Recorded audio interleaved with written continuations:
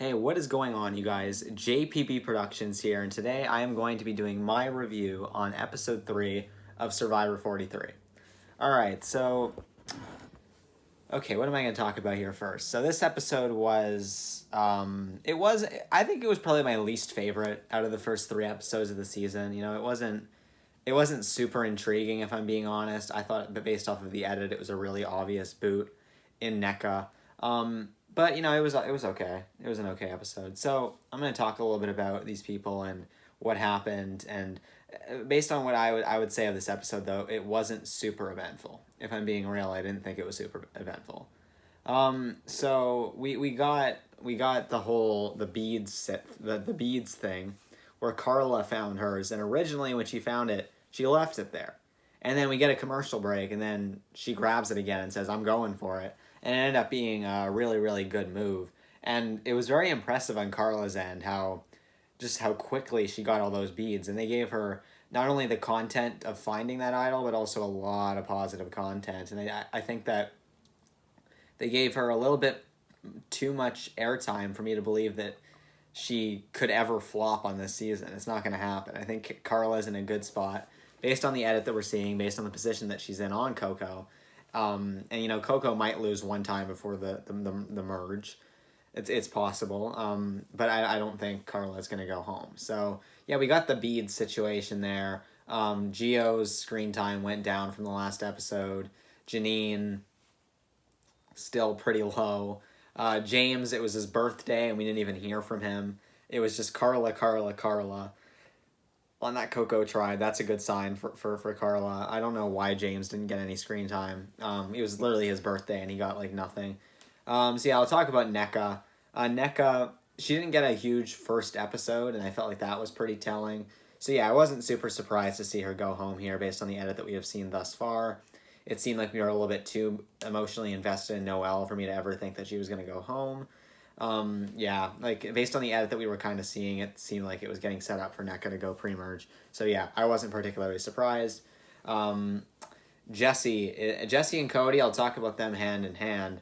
They were, in a good spot here. I mean, like, the only issue now, though, is Noelle didn't use that steal vote. She could have used it. She could have blindsided Cody or Jesse, and then one of them would be gone. So Cody and Jesse kind of got lucky in a way. But I guess that they just reassured, they did a good job at reassuring Noelle, like, it's going to be NECA, it's going to be NECA, it's going to be NECA. To the point where if it wasn't going to be NECA, if it was going to be Noelle, but they approached it the same way, yeah, sure, Noelle still could have listened to her gut, but Noelle could have potentially gone home here. But what's interesting now is Noelle might have control over the tribe now with that steal vote. She obviously needs to have Dwight on her side, but if that tribe loses again, that's going to be one interesting tribal council. It will be, because what's going to happen? What's going to happen if Noelle's going to steal, like, let's say he steals Cody's vote. He steals Cody's vote, and then Dwight sides with Noelle, and then it's 3-1. They could split it 2-1-1. Cody could whip out his idol. It could tie between Jesse and Noelle, and then Dwight casts the sole vote for who to vote out, and then he probably votes Jesse out at that point. But based on the edit that we're seeing, I can guarantee that it's not going to be Jesse. So maybe, he pulls the rug out from under us, and he votes Noelle out, and then they show some flashback of Jesse having a phenomenal social game with Dwight. I don't know. I think that tribe, if they go to another tribal council, super interesting tribal. I think that the only issue with them going back to tribal is who's going to go home, because based on the edit that we're seeing, Cody and Jesse would be safe. Noelle would probably be safe. Dwight probably has like the most realistic pre-merge edit, although I kind of just see him as an early merge boot train wreck, if I'm being honest, based on the edit that we're seeing. But Dwight is someone who I don't see how, like, he's someone who I feel like would be in a good spot in that tribe, just positioning-wise. So I don't see how he goes home. But if that tribe loses, I don't see edit-wise how anybody else could go home.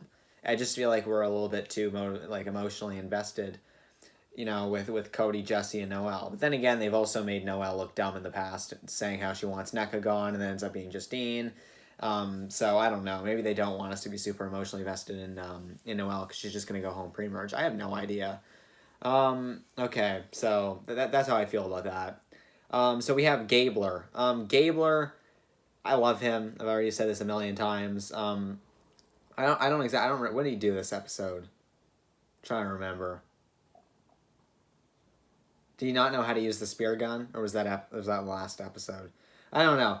I will say this though. About, okay, yeah, there was the whole. Oh yeah. There was the whole thing of them trying to convince Gabler that his idol isn't powerful, and it made Ellie look pretty dumb. It really did. It made her look bad. And with the edit that we saw with her in the first episode, I still think that she's going to be long for the game. But that's crazy. Like I would have never expected Ellie to look so bad in an episode. Yeah, I really wouldn't have. And like you could tell, like Gabler knew what Ellie was trying to pull while Ellie was talking to him live. Like that's really bad. And Gabler's gonna whip out that idol. Maybe he'll give it to Sammy and he'll make some big move on Janine. You know, like it would maybe be like a bigger move, obviously, to get Ellie out. But based on the edit that we're seeing, I just don't see how that happens. You know, like looking at this tribe, I have like a really strong feeling Owen's going to be okay for a while, just based off of the edit that we're seeing. I think Ellie and Gabler are fine.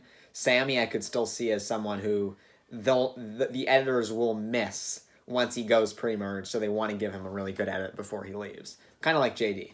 So I think that, like Sammy could still go home in that tribe, but due to the fact that we're not super emotionally invested in Janine, it could just be because she goes home. I mean, I think this would be really interesting. What if they're too scared to vote Gabler? Owen sides with the women, and then it's 3 votes on Sammy, and then you have Gabler and Sammy as a duo because Sammy fed all that information to him. So maybe Gabler and Sammy are a duo now. Everybody else is against those two. They're too scared to vote Gabler, so they vote Sammy. But what if either Owen plays the middle and tells Gabler to play the idol for Sammy, or Sammy convinces Gabler, hey, like Gabler, they're going to be too scared to vote for you. They're going to vote for me. And then Gabler plays it for Sammy, and then out of vengeance, maybe Gabler votes Ellie, but then Sammy votes Janine, and then it ties, and then everybody just votes for Janine. I could see something like that happening, because what's weird is, like, I do think Bach is going to lose one more time. There are some people that think that's not going to be the case, but I really do think that they will. And, oh gosh, like, Janine's just the only one that I could see going home in that tribe based on the edit that we're seeing. We're just too emotionally invested in everybody else. Well, where I just don't see the way how anybody else goes home. So, yeah, that's kind of just how I feel about that. I think that Janine would probably have to be the boot at that point. Gabler's completely safe. He's going to play that on himself if they lose. But he could also play it on somebody else if he wants to, because I think everyone's just going to be too scared to vote for him, so it doesn't really matter either way. Next we got Lindsay. So I had talked about this before, how in the first episode I felt like Lindsay had winner quote after winner quote after winner quote. Her edit's kind of dialed back lately. However, they're still showing her. Like, she got that one little confessional, and I honestly think that that one confessional was just to remind us that she's there. I think that Lindsay is long for the game, and I still think that she could win. I really do. I think that she's someone that is in a good spot, and someone who I think has a lot of potential within the game. But we don't really know much about her game. I just think that her edit was really strong in the first episode. They want to invest us in more interesting people. Nothing against Lindsay. I just think she maybe she wins the season, but she's not like a supreme character within the game.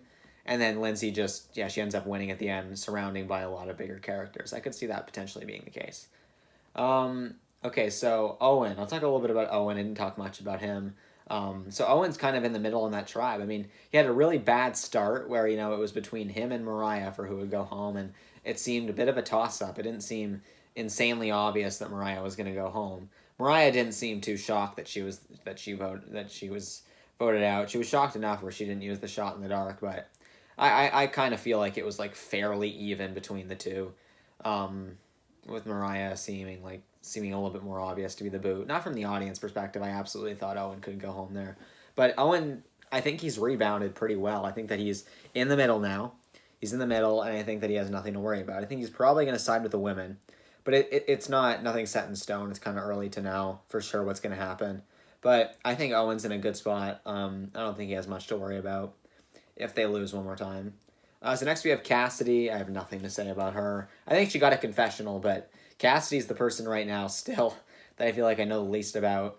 And, I don't know what's going to happen here at Merge. Maybe, like, Coco is just going to win everything, be irrelevant in the pre-merge because of it. And maybe it's going to be like Survivor 41, where they were relevant in the pre-merge because they were winning everything, but they outnumber everybody else, so that's why they do well.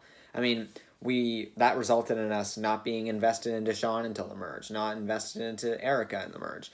Heather, we only got invested in a little bit at merge and nothing in the pre-merge. So, I mean, we could see a similar situation to that with this Coco tribe where a lot of them make it really far. The winner could definitely be from Coco. I'm starting to think the winner actually is from Coco, to be honest. I mean, like, that would be crazy based on the edit that we're seeing, but it could just, they could just be feeding us a bunch of red herrings, and yeah, the winner's from Coco. Like, it wouldn't surprise me at all. But Cassidy, we're getting nothing from. She's not winning.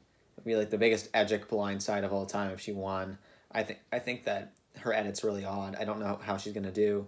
I think she's gonna go home right before the merge would be my guess, but I could see a lot of different things happening with her. Ryan, we didn't get much from Ryan. I mean, he gave the bead to Carla, I think, with a little bit of persuasion. I don't remember much from Cody this episode. Not Cody, sorry, Ryan. So yeah, that's my rundown, I think, on Edward. That's what I kind of have to say about the people. Vessi has been doing worse in challenges lately than I thought that they would. Coming into the season, I will totally eat my words. I absolutely thought that Vessi would slay in every challenge, that they'd win everything. But no, they've lost twice and they could lose a third time. I mean, they are not shaping into the Uwa of the season, but they could be shaping into the Yase of the season, where yeah, they do lose twice and they maybe make a comeback. Because it feels like all four of them are making merge based on the edit that we're seeing. But if they lose, I know Cody and Jesse have to be safe, right? But Noelle has the steal of vote, so how exactly is that going to work? I'm guessing it's going to be like 2-1-1, where it's 2 Cody, 1 Jesse, 1 Noelle. Dwight casts the sole vote on the revote because Cody can't vote because he plays his idol, and then he also has his vote stolen, and then Dwight votes Noelle out. I could see that potentially happening if that tribe loses, because I don't know what else would happen. I really don't. So yeah, like Vessi, they've done worse in challenges than I thought. So it's hard to know. It's hard to know coming into a season for sure what tribes are going to do well in challenges, because you can base what you think is going to happen coming in a lot of the time based off of that, but you can be totally wrong. So yeah, Vessi surprised me a little bit. I think now that NECA's gone, I actually think voting NECA out was probably the right move, because now I think they're going to be able to do a lot better in challenges. And I don't think that any of the 4 of them want to go back to tribal again, and I think that they up their odds of never going back. So maybe they'll just never go back. So yeah, that's how I feel about that. This was definitely a much shorter video, or is going to be a much shorter video, because I don't really know what else to say. Yeah, NECA went home in a really easy, obvious vote. It seemed pretty obvious just based off of the edit that we had been seeing. That okay, it's gonna be NECA. NECA's someone that they could invest in a lot more. We kind of saw like more of her story kind of like divulge in that episode, and I was like, okay, she's probably gonna get eliminated here, and we're just gonna like get to know her a little bit better before she officially departs the game. So yeah, I wasn't particularly surprised. Actually, I wasn't surprised at all. So yeah, NECA went home. Looking at these tribes, like if Coco loses, I think Ryan's gonna go home. Like he's someone who we clearly have seen is good in challenges, but I don't think he's building the relationships to keep him in. I think that maybe it'll kind of be like the Jenny boot in Survivor 42, where the edit kind of makes it look like it's going to be Lydia because of how little we're seeing from her. But maybe they're going to like make it, maybe Cassidy is going to be the contingent vote. So we'll think as an audience, oh, it's got to be Cassidy because we're hearing nothing from her when Ryan's the one that actually goes home. Because I don't think Ryan's in a particularly good spot. He has Gio, but I think that's actually the only connection that like really wants him to stay in the game. And if Carla wants Ryan gone, he can just go to Gio and say it's Ryan. It's Ryan or the highway. Ryan's going home, and then yeah, Ryan will go home, play a shot in the dark. It won't hit, and he'll go home 5-zip probably. So I think if Coco loses, that's exactly what's going to happen. Gio's fine for a while. He got a 2.5 long confessional in the second to last episode. So well, yeah, episode 2. Yeah, Carla's fine. Lindsay's fine. James, he's getting a lot less screen time than I thought he would coming into the season, but I still think he's okay for now. I actually think we'd be more invested in James if he was going to go home pre-merge. I think that they're saving him for later on. Yeah, Cassidy could go home in that tribe, but I think it's absolutely going to be Cassidy or Ryan. I don't see any way how anything else happens. Based on the edit that we're seeing, it seems like Baka. It seems like Janine's the only one that could go home based on the edit that we're seeing, right? I mean, could Sammy go home? maybe if Gabler plays the idol on himself, Owen sides with the women, Sammy can go home 3-2, absolutely. And yeah, like I just think that Sammy, like verbalizing, I'm gonna be the youngest person to ever win the game. You gotta at least have him like winning or almost winning if you're gonna put that in the edit, though, right? Like I still feel like they're propping Sammy up pretty high, where he could be either a late pre-merge boot or he could be someone that goes deep and probably doesn't win. But Sammy's up there as a winner contender for me still, even if he goes pre-merge. Like I'm not gonna eat my words in any way. Like based on the edit that we're seeing, a lot of people that have won the game before have similar edits to Sammy that he has right now. So yeah, it wouldn't surprise me one bit. But yeah, I think that if that tribe loses, I think Janine's going home because of the edit. I don't know how exactly it's going to happen, but I think Gabler is going to give his idol to Sammy. Big move. Gabler's going to think Ellie's going home, and then Sammy's going to throw his vote onto Janine, and then Janine's going to go home on the revote. With Owen voting Janine as well. I think that's what's going to happen. Crazy prediction, but that would be my guess. And then on Vesti, I think Noelle has to go home based on the edit that we're seeing. So yeah, those are my thoughts on everything. This wasn't like a phenomenal episode in the sense that I could say a ton of things about it. I don't think that there is much to say about this episode. I think there might be more to say about the next episode. But I think based off of like this episode, I feel like I can end this video now. I think that I've said enough about this episode and my general thoughts on things. Where like the Tribal Council wasn't particularly surprising. This episode wasn't insanely eventful. We got to know the players. I mean, Carla's footage there of getting all the beads I thought was really, really cool to watch. Definitely my favorite part of the episode, no questions asked. Every other part of the episode was just kind of meh. But I do think it's going to get a little bit better after this. I just think that this episode was just another one of those episodes, if I'm being honest. I didn't think it was like anything particularly special. Not to be like a Debbie Downer or anything. I just think that out of the first 3 episodes of the season, this one was the least strong. So there you have it. That's my take on episode 3. Let me know in the comments if you have any additional thoughts that I didn't really harp on. So with that being said, I'm JPB Productions. See you guys.